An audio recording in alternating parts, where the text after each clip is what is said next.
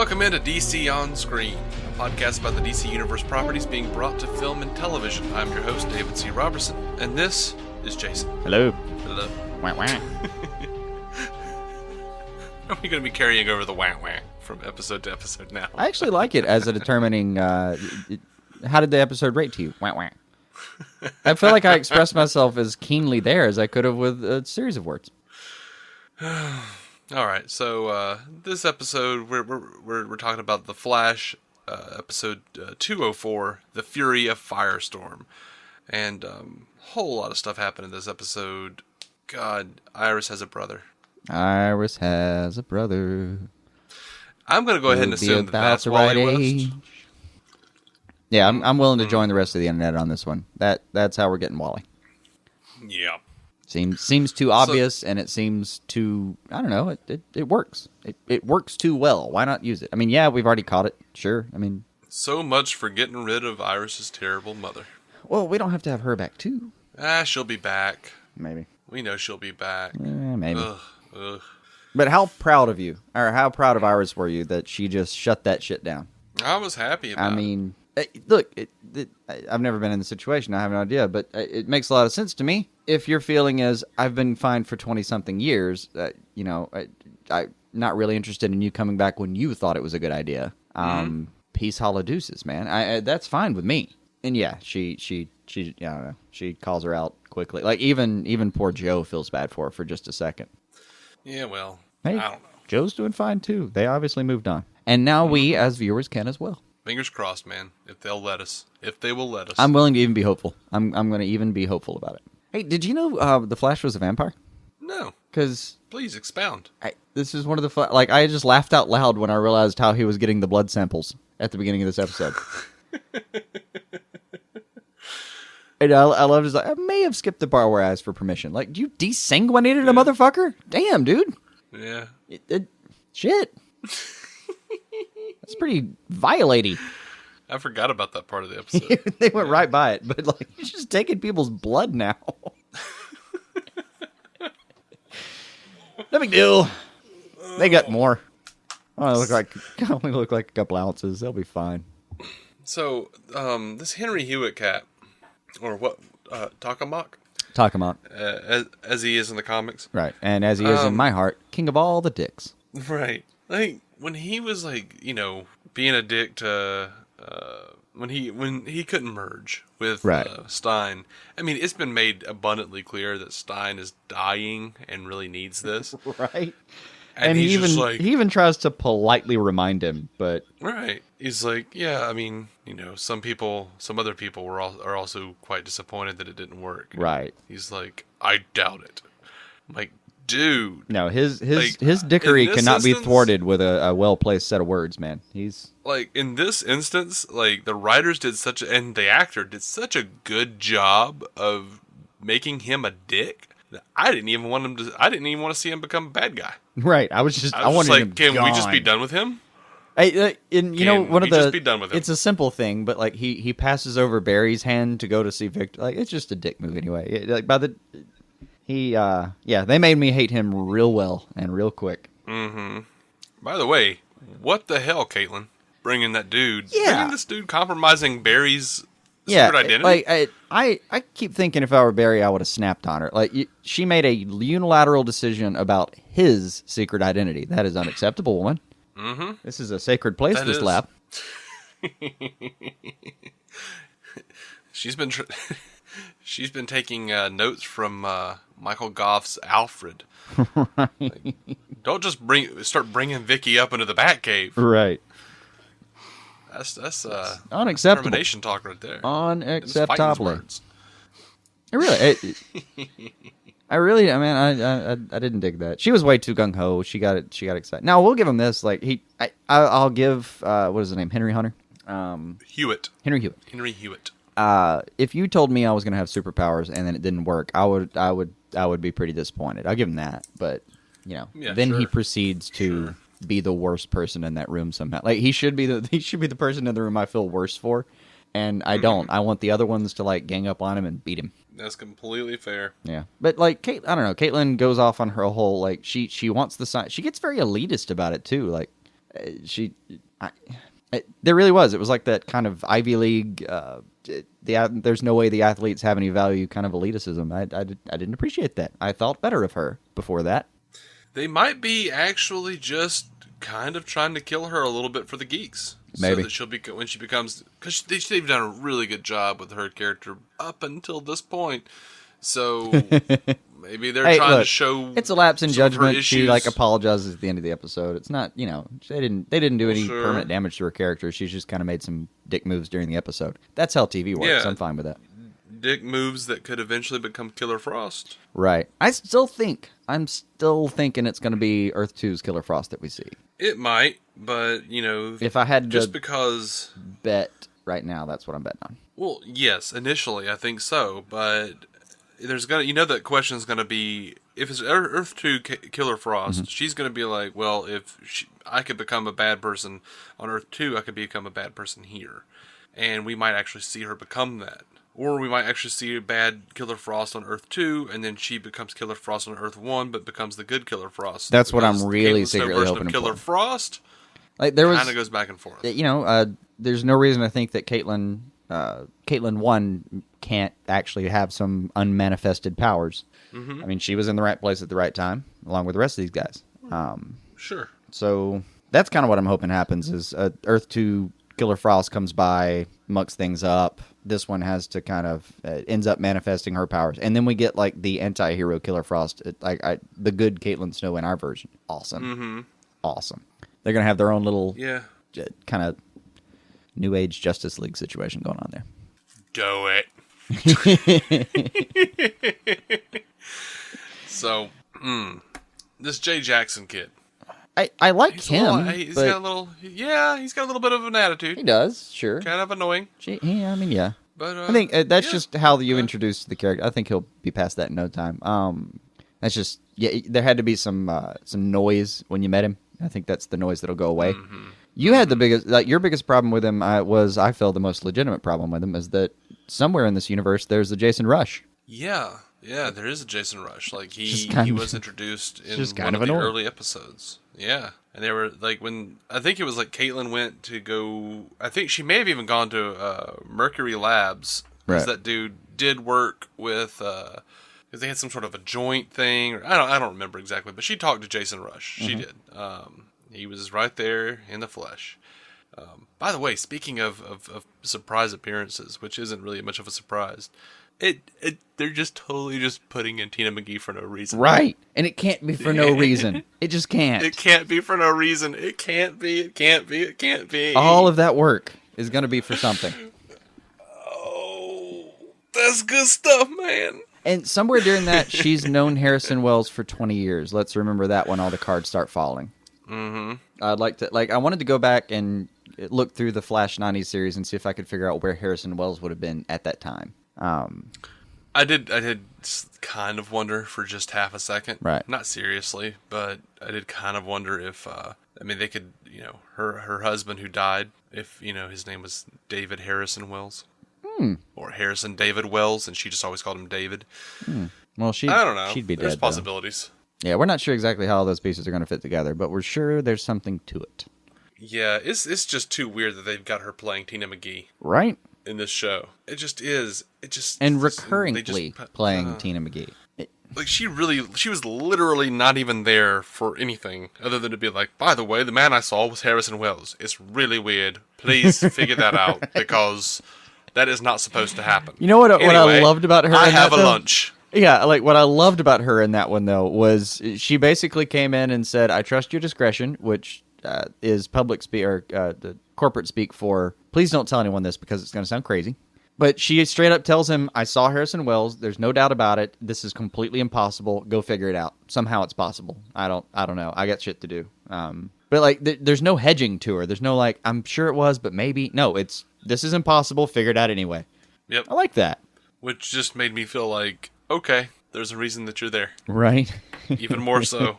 I don't know why, but I'm glad I watched that freaking 90s series, man. Right. I'm starting to remember it more fondly than I should, too.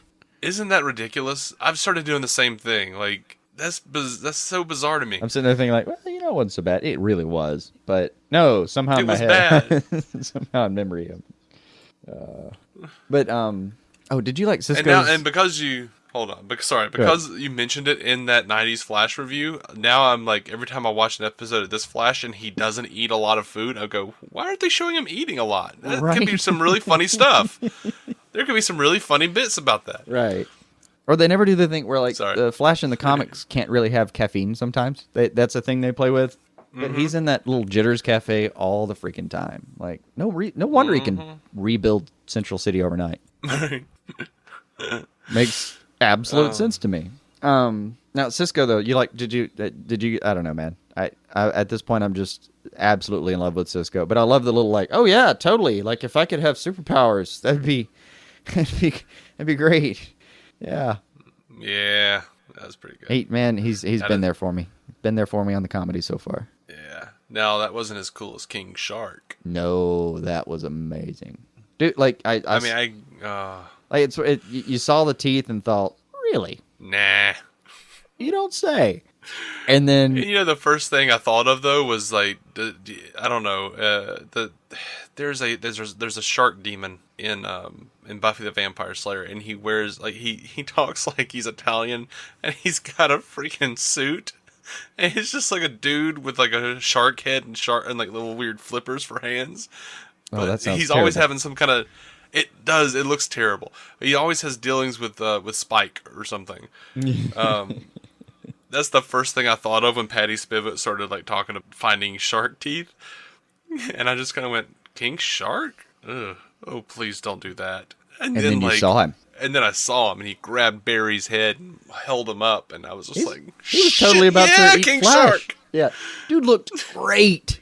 Great. He really, oh, man. I hope he comes back at some, like, he looks very expensive, so I don't really expect to see him. But, man, I hope he comes back. And I was actually proud, because, like, I was like, excited, and I sent the picture to my sister, and she went, King Shark? Right? I was like, that's awesome. My little sister is a King Shark. That's awesome.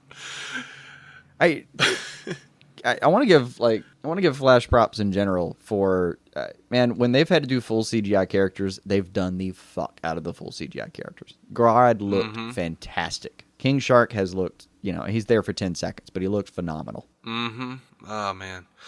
But so yeah, he looks like he's holding Barry like a fucking Go-Gurt, man. He's it's over. Oh man. And poor Patty just So yeah, did the only thing I could think to do. Harrison totally stole some shit out of Mercury Labs, and then went and saved the Flash from King Shark. He's got, what has he got, like a cold gun? I don't know if it was a cold gun or what exactly it was, but it was something.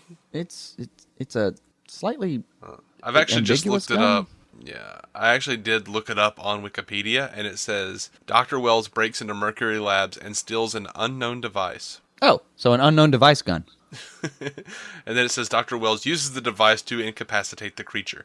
They're not even saying this King Shark. They're just saying a humanoid shark monster. But we know it's King Shark. Damn you, Wikipedia. We know. We know better. Well, I mean, And we're too lazy to edit you, so that'll just have to stand. Well, I'm sure we could go in there right now and just fix that, but no. I used to be that guy, but then Wikipedia would be like, that's unsubstantiated rumor. And I'm like, no, it's not. It's not Wikipedia. Oh, well. So. Did he even, I mean, what did he say? Well, let's see. I think he said stuff, right? I don't remember him saying anything. I just remember him like, oh, no, yeah. No, he does say something. He says, he wants you dead or something like that. Zoom wants you dead or something. Yeah. Yeah. Which means, this is live investigation happening right now, that he should have a IMDb entry. No, I mean, things are moving quickly, man. Like, Flash knows that it's Dr. Wells at this point. And, all right, the they promo, can blow you. It literally, IMDb has him listed, King Shark, voice, uncredited. Oh, nice. So in Take the that, promo for next week, though, Harrison Wells says that he created Zoom. Yes. And he seems to be, like, it looks to be that his mission is going to be that he came back from Earth 2 to meet the Flash and enlist him to help go stop Zoom that he apparently created. I wish I could just go find someone who's relatively strong and grab them by the shoulders and just shake them. That's how excited I am. That's how excited I am. Just want to punch King Shark in the gut. But I'm a big dude, so grabbing someone by the shoulders and shaking them usually hurts them, so I can't do right. it. But so excited. I know. We get buddy cop with like arrogant Harrison Wells and the Flash. Dude, that's gonna be great. Now that didn't mean though. The Victor. All right, Martin Stein gets a little outro here. They're going to be gone for a minute off Jedi training or some shit. Yeah, fine with me. I'm going to miss him a little bit though. I mean, it needs to happen. It's fine. No problem with the writing there. It's just I'm going to miss him. I don't think I am going to miss him. I will, but I do want the show to be a little more streamlined. But man, I mean, I don't know what to tell you, man. It's the Flash. Right now, they are killing it. And aside from Iris's mother, I don't care. I'm loving everything they're doing. Yeah. Everything they're doing. Yeah. It's the most exciting thing in our personal universe right now. Yeah, and look, if you actually listen to all of our shows, I mean, you can tell we love this one more. You just can. You can. We don't want that to be true. I'd love for all these shows to be so good you couldn't tell which one I was more excited about, but you can. Yeah, that's true. I mean... Way to go, Speedweed. Well, he's on Arrow. So. Oh, that's right. Oh, that's right. That's a damn shame. Yeah. Sorry, Speedweed. You got work to do. Great job on the corpse, though. You're going to hear from us next episode. Yeah, you bet. Because we got some things to say.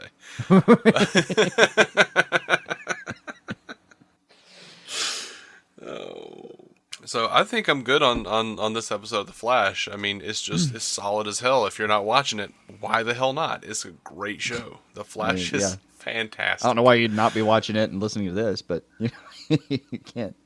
Like, it's one of those where like I really kind of don't know where they're going, and I'm okay with that and excited about that. Right. I mean, we're not entirely sure exactly where they're going for a lot of reasons, though. We're not going to know where Flash or Arrow are going until they've told us where LOT is going, Legends of Tomorrow. So once we know how that's getting set up, once that spins off, they're going to... we've known this was going to happen the whole time, though. They're going to basically spend 2015's episode run, so we got about 13 total. 11, 12, maybe. Somewhere between the 11 and 13 range. We're going to have that many episodes that are going to be helping set up LOT from Arrow and Flash, and then they're going to dive into their own personal worlds that aren't as overlappy and all that. Yeah, I mean, I'm looking at Wikipedia. They've got up to episode 7 listed, and that comes out November 17th. So I don't know that they're going to be going that far. Because, generally they pretty much most of December they take off, so... Well, yeah. No, the producers specifically used the wording first half of the season. So it's the mid-season break was where they're going to... And that's when they do the big crossover events anyway. So the one that they're, just 10 levels of excited about. Apparently it's a bomb full of yeses. Yeah. Sounds great to me. Spoiler alert, sort of. But check out the episode titled names for the next 3 episodes of The Flash. The next one is The Darkness and the Light. The one after that, episode 6, is Enter Zoom. Oh, we're getting right to it, huh? Yeah. And then episode 7, Guerrilla Warfare. Yes! I cannot be more excited about this stupid show. I love it. All right. So in the next 3 episodes, you're going to get Dr. Light. Dr. Light, yes. The not the rapey one. You're going to get Zoom. Right. And then you're going to get Gorilla Grodd. Yeah, that's what I'm thinking. Buckle the fuck up, people. And I usually don't talk about episode title names coming up. I am so excited about that, though. Right. I'm so excited about these 3 I haven't episodes. looked into it, but some of the rumors were indicating that when we meet Dr. Light, we're going to realize it's someone we already knew. I haven't looked into that at all. Just out there if you feel like looking. I saw it and I thought, okay, cool. I just didn't feel like looking into it, man. When the show does it, I'll see it and I'll be happy. Yep. Overwhelming odds are I'll be happy. All right. Well, I think that's going to do it for this episode. You have anything else? Oh man, no. I'm pretty super excited and happy about this show right now. I got excited even talking about it again. I pray the worm does not turn on us. Nah, we're fine. We got plenty. All right, we will talk to you guys next week about The Flash, episode 205, The Darkness and the Light, and we will still throw the title in there since we've already done it. Sure. And we'll be coming back very soon with the Arrow Season 4, Episode 4, Beyond Redemption review. And we're going to have more stuff, too. Which oh, my is, God. We're going to... so much stuff this week. It's getting very busy. It's getting very busy. So, just... We're not at peak busyness until Legends of Tomorrow gets in the rotation, but we're close. Mm-hmm. Well, Legends of Tomorrow and Lucifer. So... Yeah, we were still debating on Lucifer. I don't even know when that's coming out yet. I saw the trailer. I was delighted. Let's do it. Oh, it's not. It looks fantastic. But... I'm just hoping, for no other reason, I can't imagine anyone getting Constantine on their show other than Arrow, except for Lucifer. So. Yeah, and he made more sense than it. Oh man, it would be amazing. It would be truly amazing. So anyway, we are DC On Screen. We're a proud member of the Giant Size Team Up Network. You can subscribe to us on iTunes, Stitcher, leave us 5-star ratings and reviews if you enjoyed this podcast. It really does help us out a lot. If you're looking for a similar podcast about the Marvel Cinematic Universe, go check out our friends Matt Carroll and Jeff Randall at the Marvel Cinematic Universe podcast. They talk about all things Marvel. Well, not the Fox properties, but all of the things Marvel that are being less ruined. Right. Did they ever do a review? I haven't gotten to see. Did they ever do a review of the new Fantastic Four movie? They did not, but they have openly joked about how they haven't and how they just assume it's awful. It's oh man. I implore anyone to go watch that movie because it is spectacular. It's one of man's greatest failures captured in high definition. It's fantastic. All right, so that's a ringing endorsement from Jason. Oh, it's beautiful. Like if you loved Troll 2, this is the movie for you. Oh my God, I think I watched about 5 minutes of Troll 2 and turned it off and wept. Yeah, right. But if that's the kind of movie you want, like if you know who Gamora is, for instance, this is a movie you need to see. All right. Yes, the Gamora flying space turtle. Oh, okay. I was thinking of Gamora from Guardians of the Galaxy. Well, that could work too. All right, you guys. Until next episode, keep some DC on your screen. Maybe a little bit of Marvel if you want to go.